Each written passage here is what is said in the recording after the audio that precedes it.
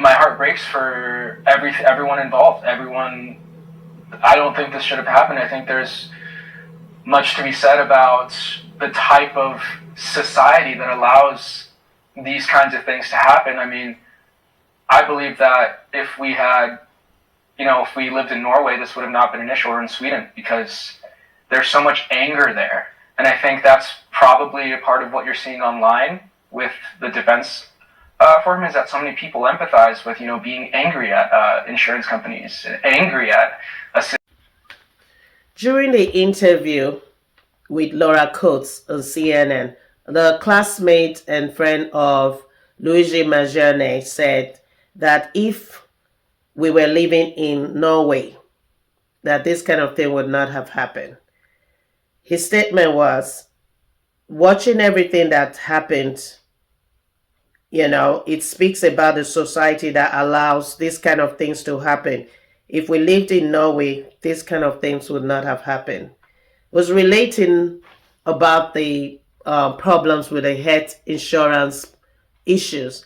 And I've done a few research, and I found out that since this death of the CEO of United Healthcare Insurance, the United Healthcare Insurance have now been more relaxed with their policies concerning how they deny patients certain procedures. They are now looking into working closely and cooperating with other healthcare facilities that rely on them.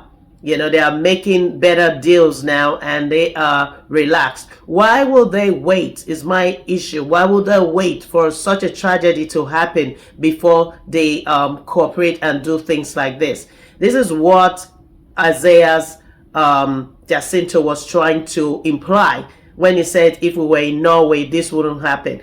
My heart breaks for everyone involved. Everyone.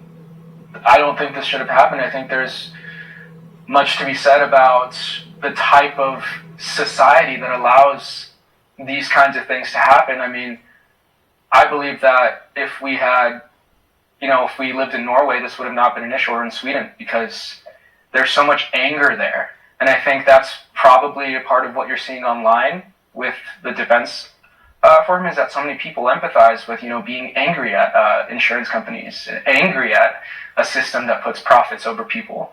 You're referencing some European nations who have a different universal experience with healthcare, or closer to that, certainly the United States.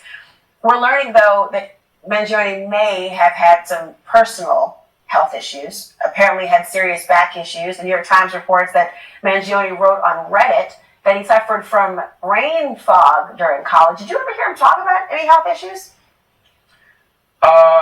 We didn't really talk about that much. I feel like most of our hangouts were in groups.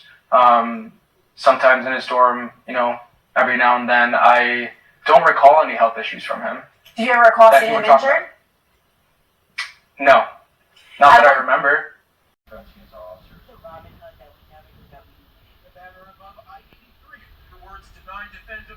Investigators are looking at a possible back injury. Whether or not the insurance industry either denied a claim from him or didn't help him out. The fact that he went after the insurance industry is curious because he comes from an affluent family.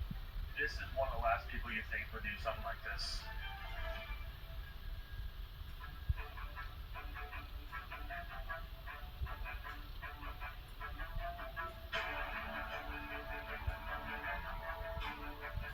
That infamous smile turns to a menacing scowl as police say the killer penned a chilling.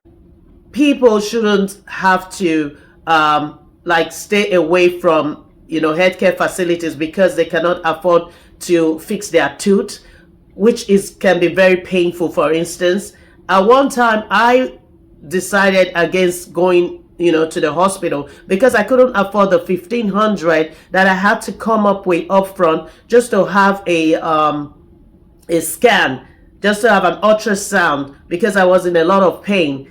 And this was a few years ago. I could not afford the $1,500 deductible I was supposed to come up with before I could be seen, and I went back home in pain. So I'm going to do a video of healthcare insurance, so make sure you subscribe. This is celebrities, public figures and image channel where we show the good, the bad, and the ugly. And my handle is at Image Diva Media.